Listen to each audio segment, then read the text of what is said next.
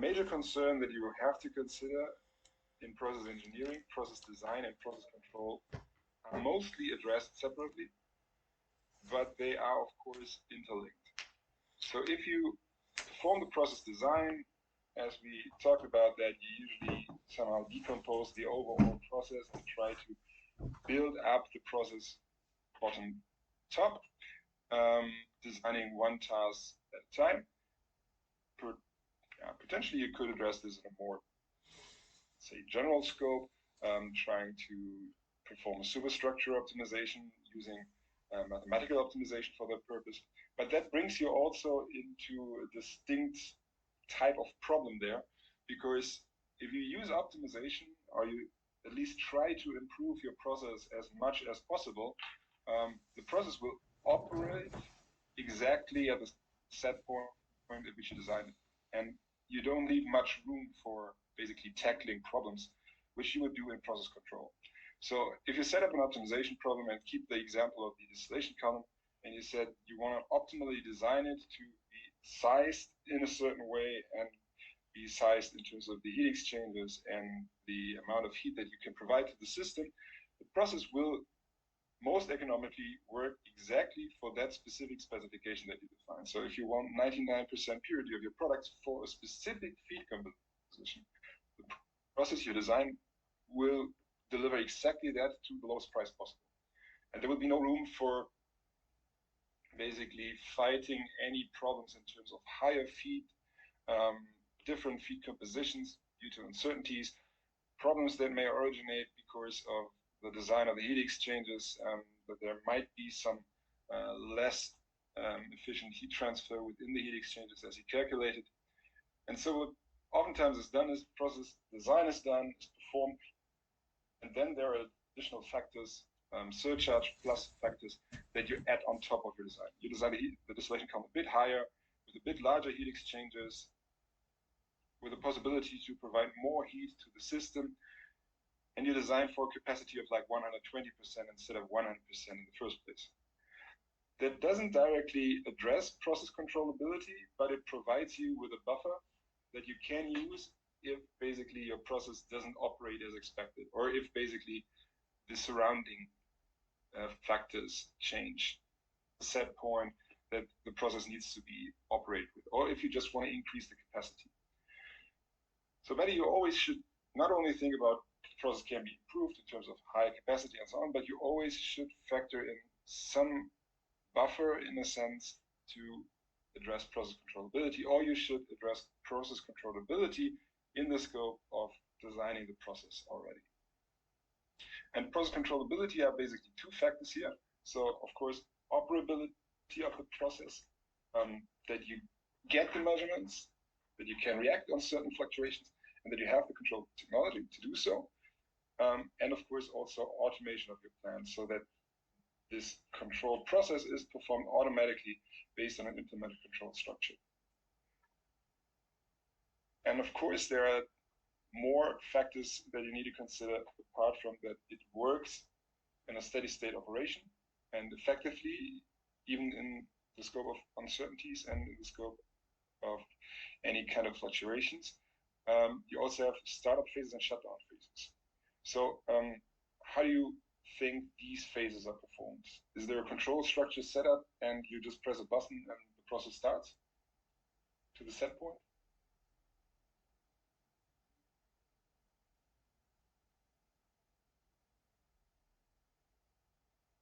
Any one of you with industry experience?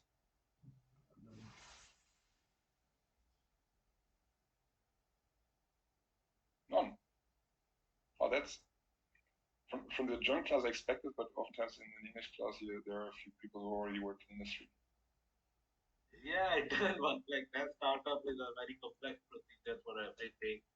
For a simple boiler, I remember where I used to work, it takes like 24 hours to get it into a startup steady state. You Yeah. have to monitor every variable, you have to monitor every variable, you have to clear every line, you have to drain everything, and then you have to recycle everything fast to get into a steady state.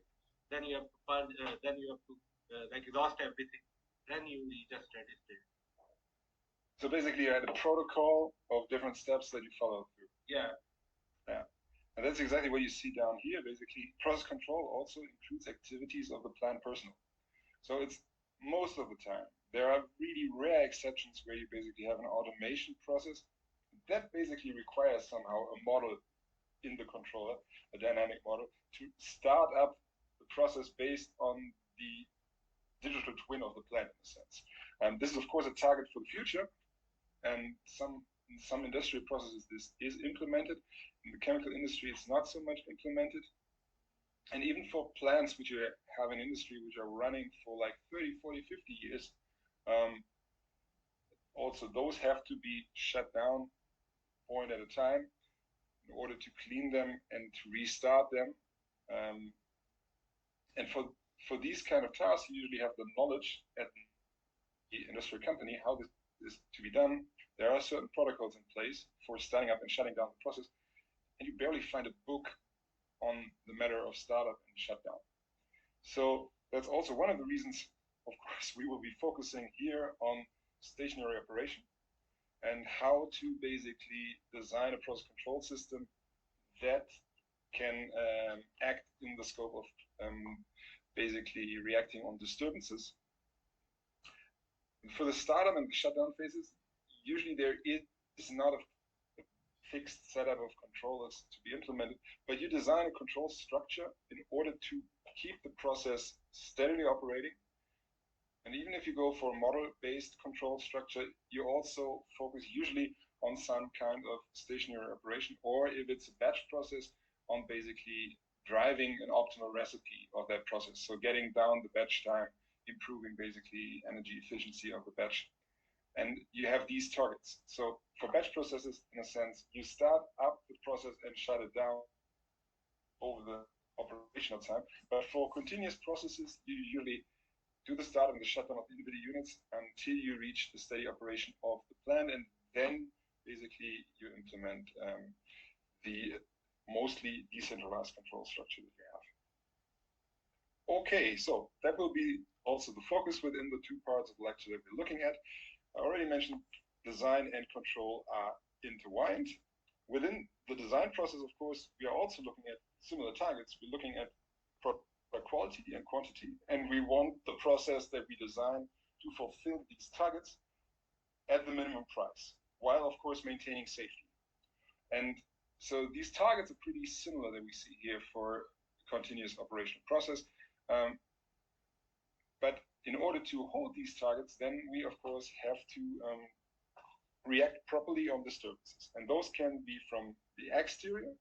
So if we look at the balance envelope that we see here for the distillation column, this means, of course, we have an incoming feed flow rate, we have a feed composition. If those two change, then, of course, also the set point of the plant needs to be changed in order to keep the product quality. If the feed goes up, then, of course, we will also need to modify our product streams, because in a steadily operating process, we have to close the mass balance, and we have to then somehow get the increased amount of feed through our distillate and our bottom stream. But also, of course, the utilities play a significant role. And one thing that you can easily consider here, looking at the condenser, most of the plants are either basically air-cooled, if that works, fine, or they use cooling water. And for cooling water, you usually have like requirements that whenever you take water from a local river, like here from the Elbe or in North Rhine-Westphalia with the large chemical plants there in Leverkusen from the Rhine, you're only allowed to increase the temperature for discharge by 10 Kelvin. Otherwise, you have to pay a fine. And that means, of course, if the temperature of the river, which it of course does, changes over the year, you have to take these differences into account. And as you looked at the heat exchanger network design before, that means that your temperature differential will go down. And you have to, as I said, have a higher throughput in order to get the same amount of heat out of the system. So this is natural. And another factor that you have to account for is that also the performance of your equipment might change over the operational time. For instance, for membrane processes, to make it a bit more complex even, you consider that the membranes are only to be used for a lifetime of 1 to 2, maximum 3 years, usually, if you think about polymeric membranes. And then you have to replace them. That's, of course, an economic factor, and you plan for that if you design a process in terms of the overall annual cost, for instance.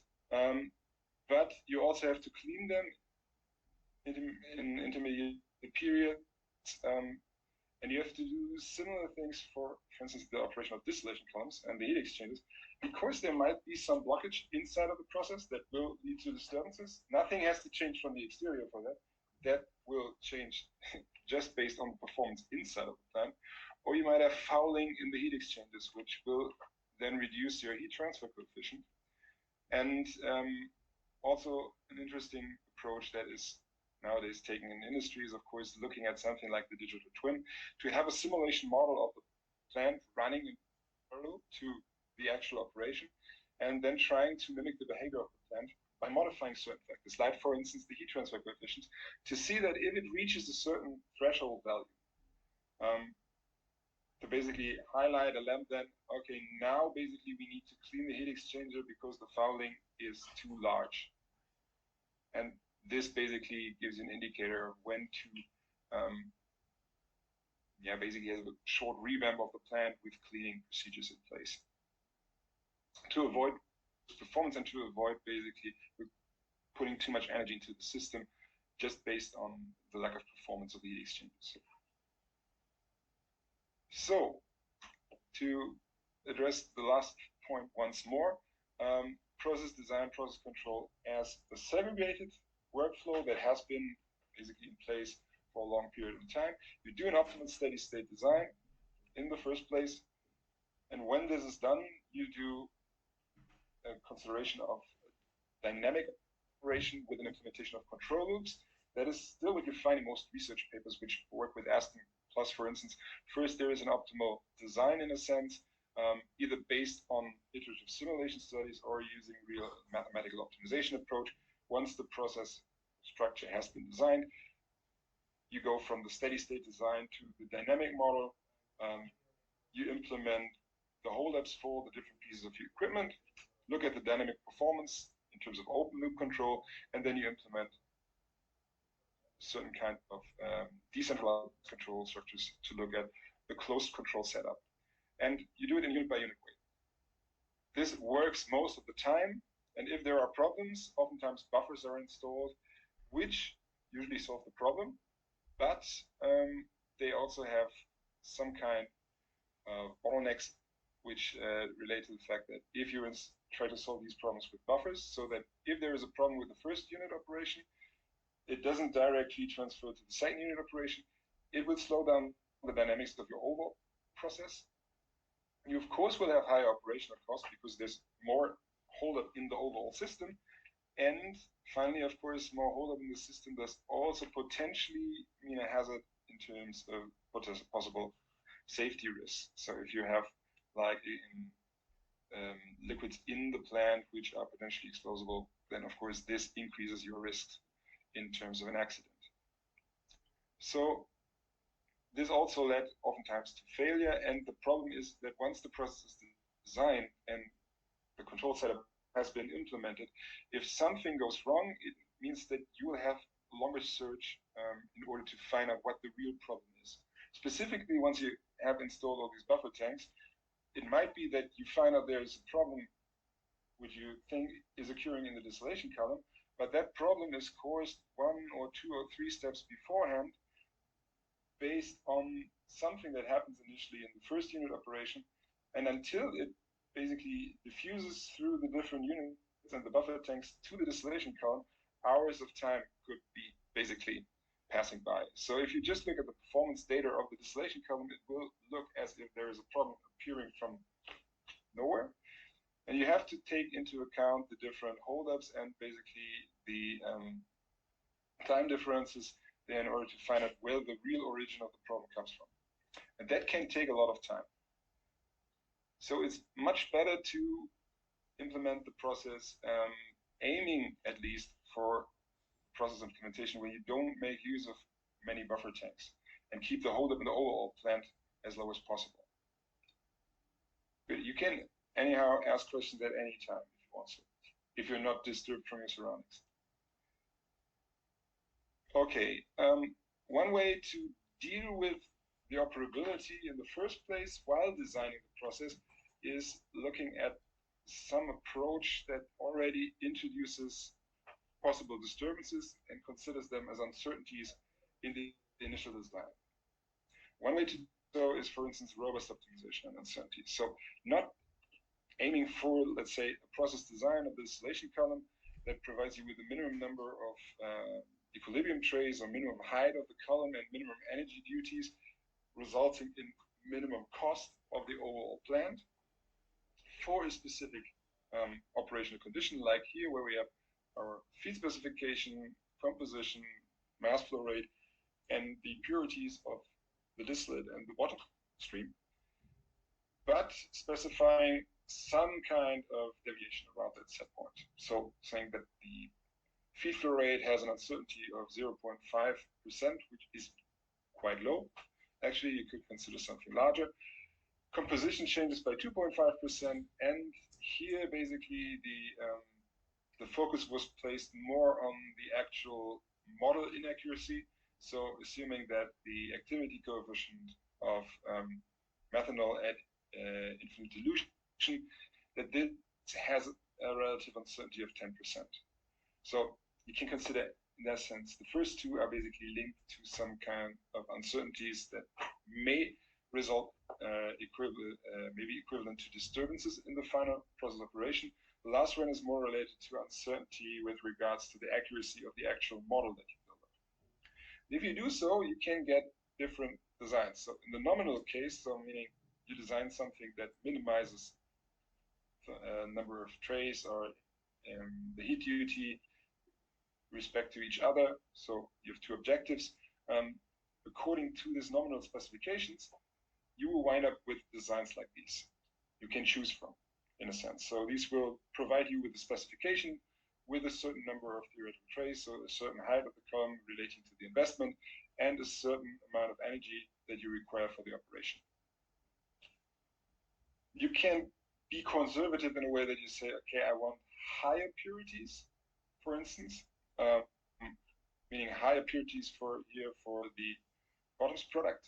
If you do this, you will of course get a more conservative design because you over design the column to perform better than in your expected case. We're saying, okay, 95% is what I want.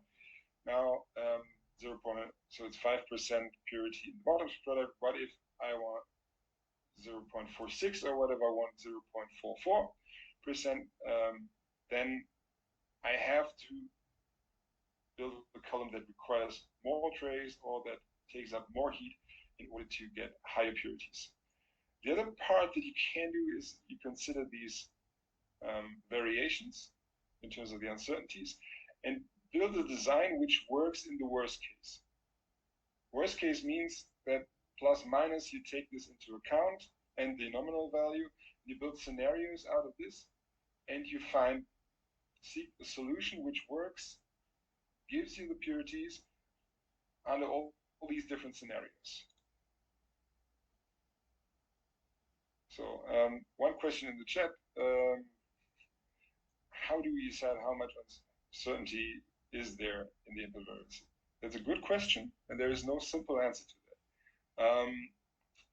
One insight, of course, with the thermodynamic data to address this in the first place, there are databases like NIST, which you can also access from a tool like Aspen, which provide you with basically data that has been used to regress parameter sets for the different kind of thermodynamic models and which also should provide data on the uncertainty of the measurements.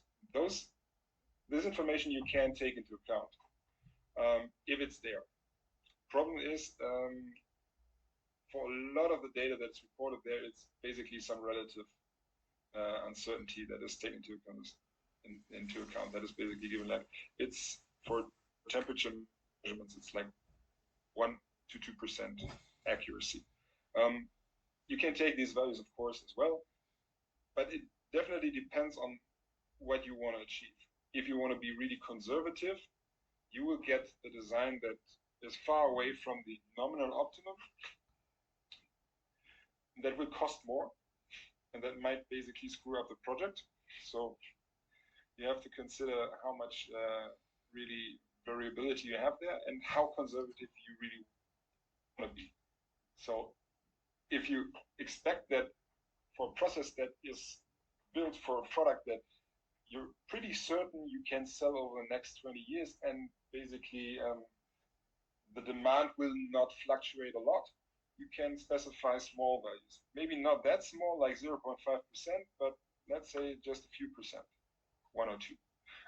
On the other side, if you have a product where you're pretty uncertain how the demand will develop in the near future, you might be more conservative there. There's also a question if you build the process in the first place in a way that you can extend capacity, not by extending the operational point of your current equipment but more like in a modular fashion, add another unit in order to increase capacity to a larger extent. So that's really a question of how you define the boundary of your design there. So how flexible do you want to be? And how uncertain do you expect your data to be? And that's case dependent. Hope that answered the question. Yes, thank you. I just have one more question. Yeah. Wouldn't it be better to keep the operational parameters more variable rather than the fixed parameters, like the number of stages here we are keeping it flexible? Wouldn't it be better to fix that and just keep the maybe the temperature or the pressure drop more variable? So the pressure drop is, for instance, something once you installed a certain kind of packing there, or installed certain kind of trace there with a certain height and so on, this is more or less fixed, or it gives you an operational range under which you can operate. So your operating window is defined by the investment that you perform initially and the design that you take. Of course, you can implement something that works well with a larger operational window, and that's of course also another approach, where you have to think even more away from what you see here. So this is the simulation that you do. If you do it like this is with equilibrium trace. That doesn't fix your equipment in any way. It tells you how much separation power you need, and depending on what kind of equipment you now take into account, also depending on what kind of chemical system you will treat, you can choose a tray column design, or you can choose a packing design, and there are certain packings which give you quite stable performance in terms of height equivalent to a theoretical plate over a range of F factors. So basically your vapor loads. And there are other packings which work better than those, but have a lower range of, let's say, high performance HTTP values, depending on the F factor. And if you want to increase the operating window, you can work with a vapor load from 0.5 to 2, or F factors from 0.5 to 2, then you can decide for a packing that gives you almost a stable operation there. But that will come with less performance, so you will need more of that packing usually. So maybe I got a bit too much into detail. Investment, so how you design and how you operate the process, they are however interconnected.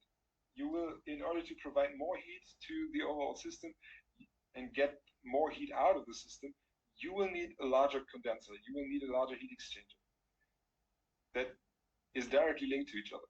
So if you want to be more flexible, you will need to reflect this in the design.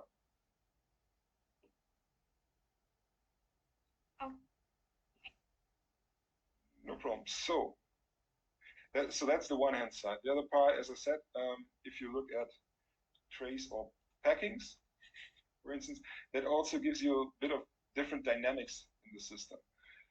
Left-hand side, so it's a methanol water separation for both kinds.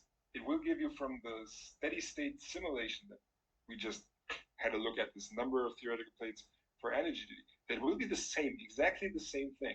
You have 52 theoretical stages here that will link to some kind of heat transfer that you have in the condenser and in the reboiler, you will have similar vapor loads, and those will define the diameter that you need for the column.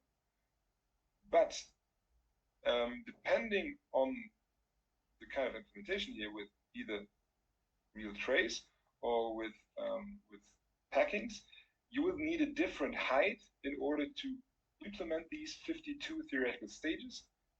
Usually, packings give you more separation efficiency, so you can build a smaller column in terms of real height.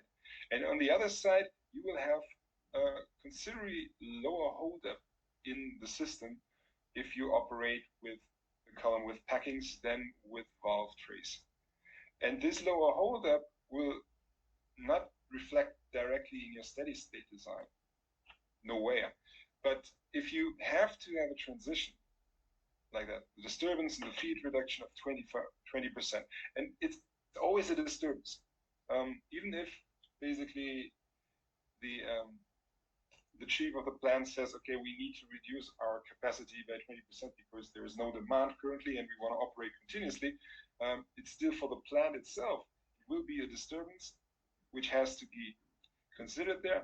And to go from the first steady state to the second steady state, you require, just based on the 60% extra holdup that you have in the tray column, you will require 3 times the different, three times as much time as compared to the column with the packing. So, of course, this is not what you usually want. So you don't want to operate the steady state process and switch from one set point to another. You want to keep one set point. But if you have a plan where you say this product is like demand driven and you have to change every month, like on your set point or even in lower intervals, then it makes perfect sense to consider this type of equipment that you choose already in the design process. Because once the column is built and you're running it, this will be something you need to handle in terms of process control. So in the process operation. And you can react much faster if you have installed packings than if you have installed valve trays. Of course, there are other factors that you need to consider in addition to basically the process dynamics in order to choose a certain kind of internal for your column. Okay. So how do you do basically the stabilizing control then? Best case, you first of all think of process design and process control in an intertwined way. So think already about how well the process is operable when designing the process. At the same time, also think about integration in terms of the process. So we have talked about implementing recycles between reaction and separation. We have talked about energy integration. So you have integration of mass flows and integration of heat flows and energy throughout the system. That means that if you implement or if you get any disturbance into the system in one unit operation, they might transfer to another. And there might even be some feedback loop over the recycles back to the first unit. So this is what you should have in mind when designing the overall process. And that's what is also meant when you think about something like plant-wide control. Then, of course, there are some essential rules to process control. One thing, of course, if you think about models, it's always nice to have a process model. And a process model, as you will see in the upcoming lecture, it enables you to do things that you can't just do by having some measurements and some actuators and interlinking those with simple control structures. But it always comes at a cost and an uncertainty. So if you want to use model-based control, it has to be worth the price. And since you have to have a model, you have to be certain about the accuracy of the model. And of course, it has to work with the measurements that you have. And therefore, you first need to build that model. You need to implement a model-based controller if you want to use it. That comes at a certain cost.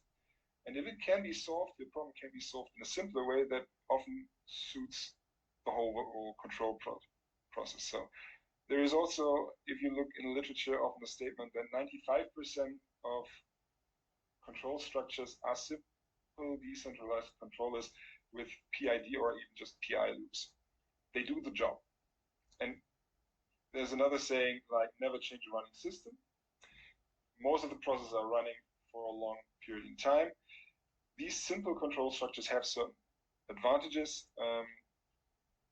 Of course, there's always a possibility to do better, but looking at more complex structures is always coming at the price, and that price needs to be much lower in relativity to what you can gain. And of course, in order to control a process, you can't just put in controllers. You have to understand how the process works. And the last part is liquid levels always have to be controlled, and that is basically the priority. Last part on the introductional part there, and the link between design and control. Sometimes you can avoid implementing a control structure by designing the process in a certain way. And this is basically illustrated in this example here. So if you want to keep the holdup of a tank at a fixed level, you can install an overflow at a certain height, and the holdup will never be higher. On the other side, you can also include a level controller, and basically that level controller jumps in when the threshold is reached and then just increases basically the product withdrawal at the bottom. So if more goes in, then more comes out. So what's basically the benefit of the left side or the right side? What is the limitation? The benefit we already said. You don't need a controller actually. Just design the process and it runs. What's the downside?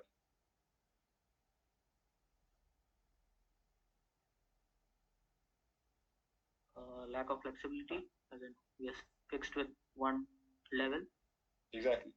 So it's a lack of flexibility, and at the same time, if there's a big disturbance, you might buffer it out to some extent by increasing the holdup for a certain period of time here, and thereby limit the effect with which the disturbance transitions to the next unit operation.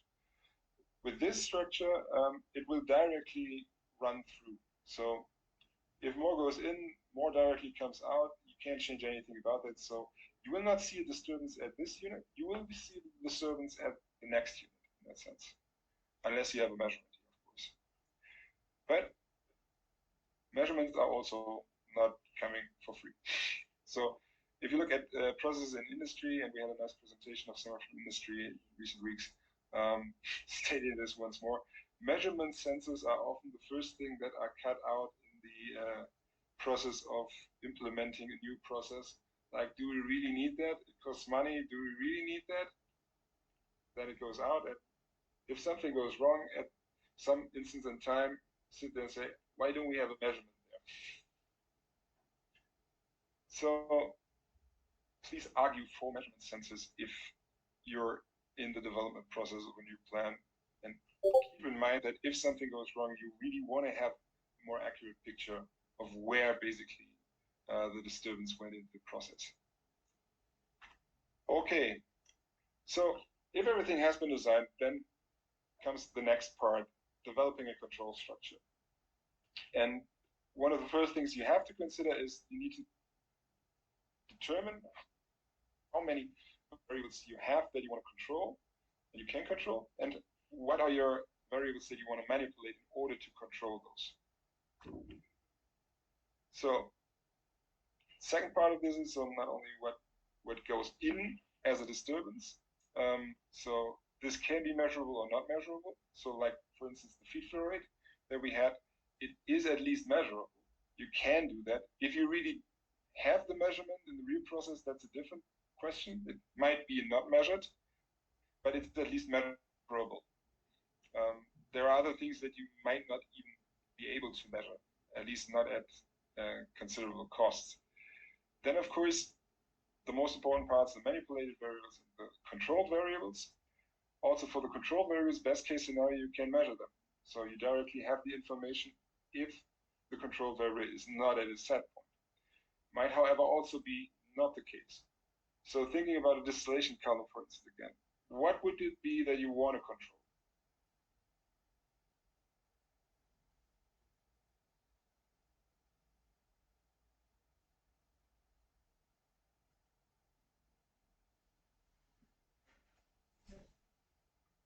feed comes in with a certain kind of composition, you have some kind of utilities you can play now with, for instance, the heat duties. What do you want to control? So what should be your main priority in controlling the process?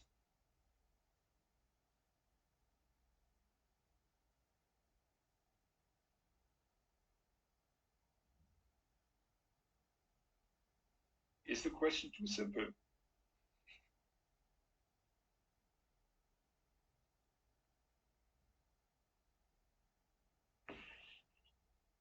Come on, any? The product quality, I would want to control. Of course you want to do that. That's right. In the last slide that I showed, what's your main priority?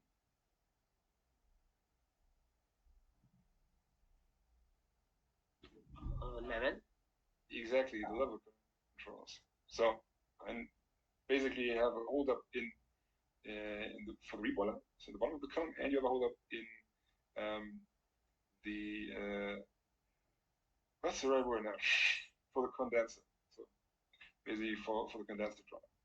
Those two you want to control because if the reboiler runs dry, there's a possible risk, depending on what you're processing there, that you basically heating gases, and that could lead to an explosion. Definitely want to avoid that in terms of safety. And if basically you empty the whole reflux drum, then you won't be able to really control the process, and it will just oscillate. So these are our main priorities. And then, of course, you have the control variables for your desired products. So, of course, you want to have like the purity exactly. Can you measure that? It would be difficult, I think.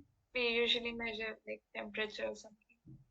Yeah, you think about, for instance, temperature. So temperature would, however, not be necessarily something you want to control. This could be like an output variable that you can measure, but you don't necessarily want to control it directly. You can measure the compositions. You can do so, but it doesn't mean you want to do it. You can do it, for instance, with in situ measurements, so something like spectroscopy, which is complex and to a certain extent expensive. So much more expensive than a simple temperature measurement that you can have there. And of course, it's linked with some uncertainty. So if you have a very nice system with 2 or 3 components, you might well be capable of getting an accurate measurement of the composition there, and maybe even online. And then that would be great. You have basically the perfect measurement for your control variables. Now assume that this is not with spectroscopy, it's not directly online. It's like still online with gas chromatography. However, that will give you a measurement. Maybe it's even accurate, but it will introduce a time delay because you will need to wait until you get the measurement of the product quality that you had like 50 minutes ago. So this time delay that you have there is also not necessarily the best for controlling the process. So we will look at the temperature, as you already said, and that's one very prominent example of using, let's say, a substitute variable, an output variable that you measure there for controlling something else. So, yeah, manipulated variables are, of course, those that you can change, and there's a simple rule. On the one hand side, you can build a model, and you can find out how many operational degrees of freedom you have. That gives you an indication of how many, and potentially also of which are to be controlled. But if you look at a PNID flow sheet of your plant, if that's an existing plant, you usually can judge from the number of valves that you see on the process flow diagram what is the number of manipulatable variables and which are those. Once you've determined those, you have to think about the control structure. So the allocation of manipulated and controlled variables. And you have 2 options there. As I said, the right one is the more prominent one that you already find, or that you usually find, the decentralized control. And that means that you have simple single input, single output controllers. So you use one manipulated variable to control one controlled variable. On the other side, you can have a centralized control system, which takes into account multiple manipulated variables in order to control multiple outputs, so multiple control variables. What is the, let's say, benefit of the structure on the right-hand side? So the decentralized controllers.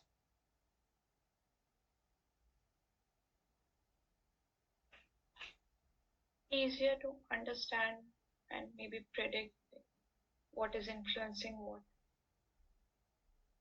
Yes, that's a very important point as even. It is, first of all, there's a direct link, and you can get PID controllers. You can easily tune them. There are fixed rules for this, even for certain kind of applications, specialized rule sets for this. And you get the PNID controllers as hardware, basically fitted directly from the market for low prices, and they are stable. And if one fails, that doesn't mean that the other fails. So even if controller 1 fails, manipulated variable 1 will not be set in the correct way, and basically our control variable 1 might not be corrected to the right set point, but that doesn't mean that control 2 will fail. So this is still potentially operating well if control 1 fails. And that brings us to basically the left side. Left side, if the controller fails, basically everything fails. Unless you have basically a fallback strategy with a decentralized control system that jumps in when the centralized controller does not work. Of course, the centralized controller has an additional advantage. So what can always be the place, as we see up here, is that you might have an effect of your manipulated variable u1 on y1 and y2. And in a similar way from u2 to y1 and y2. If that is the case, then the structure on the right-hand side will have some problems, because every control action on the manipulated variable 1 will affect both control variables, will then again lead to some modification of the set point or some deviation from the set point for control variable 2, which will result in basically an effect on the manipulated variable u2 that again affects y1 as well, and so on and so forth. So this can be problematic when you can get like a clear differentiation which of the manipulated variable more or less affects directly one of those control variables and doesn't affect too much the others. Then there might be a need for the implementation of a centralized control system. But on the other side, as you said, for the operating personnel at the plant, the right version is much easier to understand. If controller 1 fails, they know, okay, we need to change something here, and controller 2 still can be maintained in operation. While for the left side, this might just be a black box. So something happens in there. We don't exactly know how those control manipulated variables are interlinked with each other. So the black magic box, if it fails, it's not directly necessarily clear how to manually interact with the problem, with the in order to keep it stable if that controller fails. At the same time, of course, if it's needed, if it's required, because there is some nonlinear connection between the manipulated and the control variables, this is a necessity, and then it makes, of course, sense to build up a model, for instance, a model-based controller, which can reflect this nonlinear integration of these different variables. Okay, but for the sake of the lecture, we will first focus on decentralized controllers and the simple PID controllers that are used for the control of the individual control loops. And the last part for today, there was the discussion about the distillation column and basically a set of heuristics which you look at.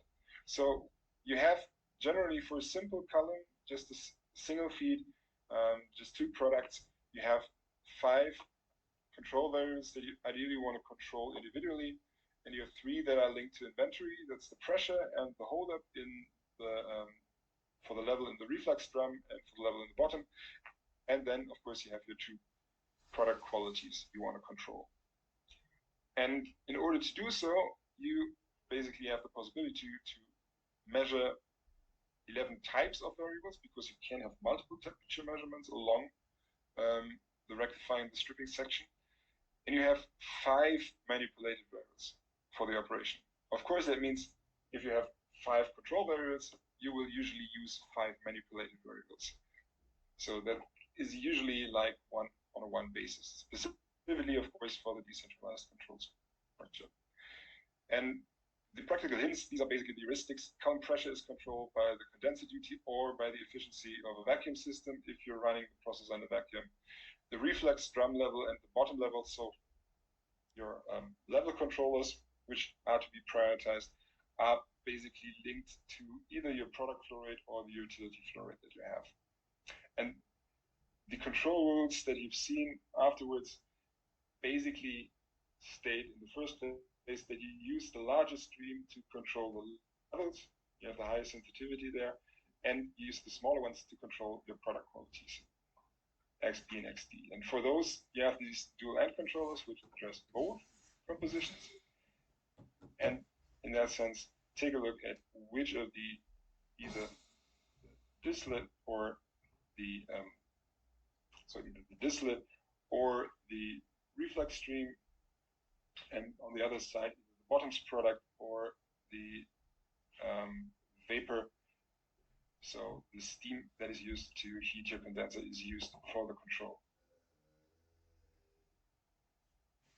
And the last point, as you mentioned before, temperature is oftentimes used to control basically the product quality. And here we have a few temperature profiles in the column set up. So what exactly do they indicate, or what are we looking for if we will be selecting a certain tray, certain height in the column with a temperature sensor to use that temperature measurement for controlling our products? What we are aiming for there? Is it a certain temperature value, or is it some other measure about that temperature value that we're interested in?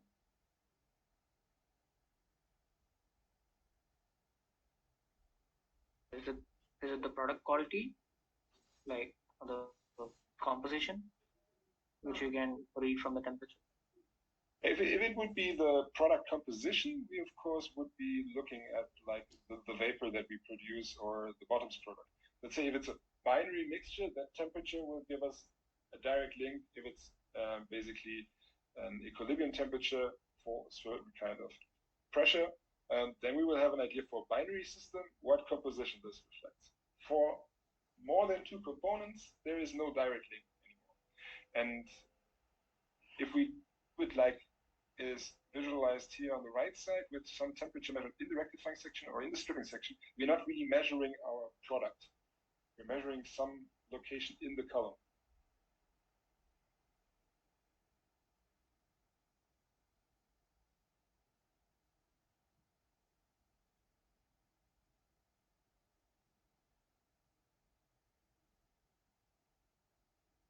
Any idea?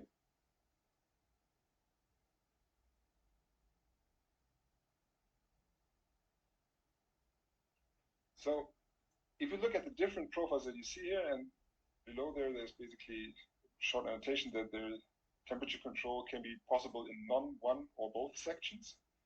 It is important to select an appropriate measurement point, and the appropriateness of the measurement point means that if something changes about the operation of the column, it needs to be reflected in the temperature profile. That means that if there's basically no gradient in that temperature profile, so no change, then it doesn't give you much information about if something changes. So if you have the left basically trajectory that you see for the temperature profile in the stripping and in the rectifying section is almost a constant value. So if something changes overall in the process, it's very unlikely that something changes about the temperature on a certain height. Well, if you have the second case, this is still the case in the rectifying section, but in the stripping section, you have a big kink here. So from a few trays below the feed position to, let's say 5-4 trays more, you have this S shape in here. That means that basically from some more or less constant temperature, there is a swift change to higher temperature, and then it remains more or less constant with little deviation. So this behavior exactly you have for both sections for an operation as you have it on the right side. And you would be seeking a position which is very close to this behavior. So very close to this S shape. Meaning that if something changes in the operation of your column, and this S-shaped region moves a bit lower or a bit higher in the column, you will directly detect it from the temperature measurement. So you will not necessarily know exactly it gets better or it gets worse in terms of your product quality, but if you're interested to keep your product quality at a certain value, the idea is that you use that temperature measurement to basically fix the steady state operation. So keep that temperature movement that you have there, the temperature, high temperature region, keep this at the certain height of the column in order to maintain the product quality below there. Similar to the top section, you keep that temperature kink region. So you're looking for trays which are very sensitive for small deviations of the current operating point. You take the actual stable, steady state operation point, and then you do, either by simulation or by actually operating the plant with disturbances, you do measurements and try to determine which temperature locations along the rectifying and stripping section are very sensitive to changes based on the disturbances in the temperature profile. And you use that information because it provides you a lot of sensitivity with regards to these disturbances for getting information on when the actual set point will move. You would try to use that information to regain the state operation point that you had before. Is that clear? Professor, if my feed quality changes, would I want this temperature profile to be like similar as before to maintain my product quality? Would that also shift? That depends on the degree of change.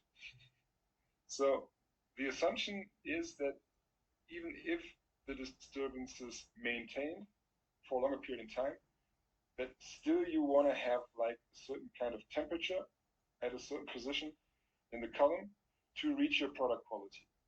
So let's say if the same components are still present in the system, you want to, let's say, high purity product there, that product, independent of the feed quality, will still reach a certain equilibrium temperature there, so a certain kind of boiling point. And you still want to reach that. So if you have information, or you want to use the information from the sensitivity there to maintain that position.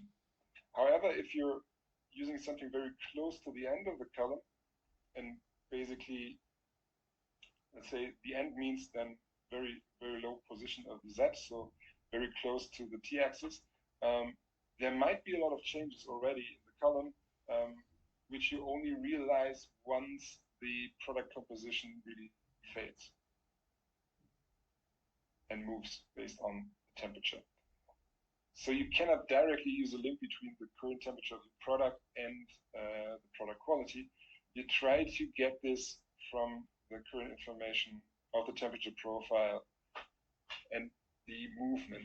So if there is a disturbance, the column tries to basically avoid the disturbance by changing the operating conditions and getting back to these temperatures.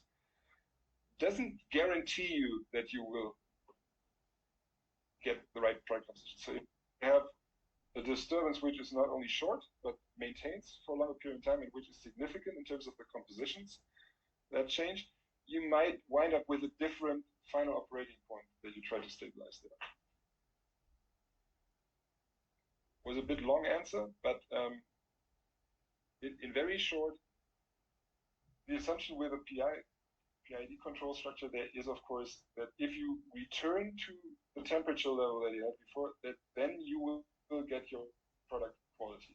However, if the system changes too strongly based on, for instance, the quality change in the feed, a larger quality change in the feed, this might not be be the case. Okay, thank you. Any further questions?